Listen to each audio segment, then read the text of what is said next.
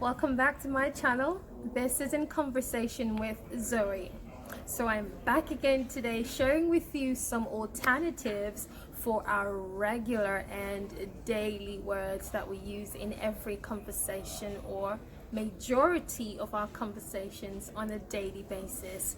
Word number one that you should try switching or bringing into your conversations is this. So we like to say, oh, your baby is smart. That girl is smart. That was smart. That was this. That was brilliant.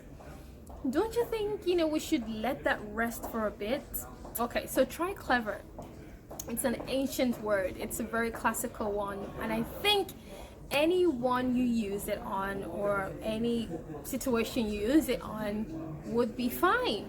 So let's say someone does something brilliant in class or at work. You're like, that was really clever. Well done. Right? It really sounds smart. As medieval as it sounds, and it sounds very intelligent. Now, don't forget, our goal here is to sound more intelligent, and that is one way to do it. Word number two. Why are you shouting? Hello, stop shouting now. Scratch that. Try using yell. Yell is a synonym for shout. So if someone is screaming and maybe just disturbing, you could be like, Sunita, please, why are you yelling? That's very polished. That's very, very polished and fancy a word. Okay, so try introducing that into your conversations when you want to maybe caution someone or just tease someone about them shouting or raising their voice. Use yell or yelling for shout or screaming. Okay. Word number three. Now, I introduced that already.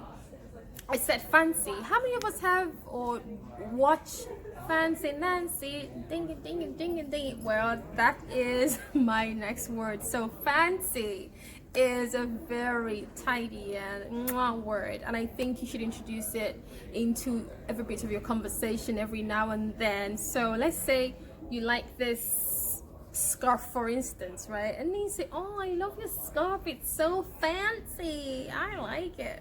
So don't say it's so nice. It's very common. That's like the most commonly used complimentary word. Try fancy, okay? Oh, I like your scarf, girl, it's so fancy. So there you go. That is my word number three. Another word that I think it's very professional to switch up is when we are writing emails, sending emails, or maybe just making presentations to the board or to a company where you're aiming for a deal or something. Try this. So we usually say, and finally, my proposal is that when 3 people buy this scarf, they will be cooler and they will look more beautiful. That finally is very draggy and it's very old. Try this one. In closing, you see how polished I just sounded? Try in closing.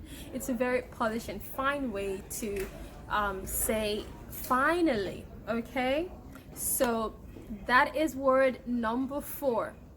Another way to sound intelligent is this. So let's say someone is being dramatic and you want to maybe expose that person or tease the person. Stop being dramatic, haba, or something. I'm just saying, whatever social lingo that you use with your friends. Jimmy, stop being dramatic, Joe. That kind of thing. Dramatic is, we have bastardized that word. We have killed it. Like, it's resting in the grave. Just let it be. The whole dramatic thing, it's very, sometimes it used to be fancy a year ago, 2 years ago, 5 years ago, but not anymore. Use this. You're being hyperbolic again.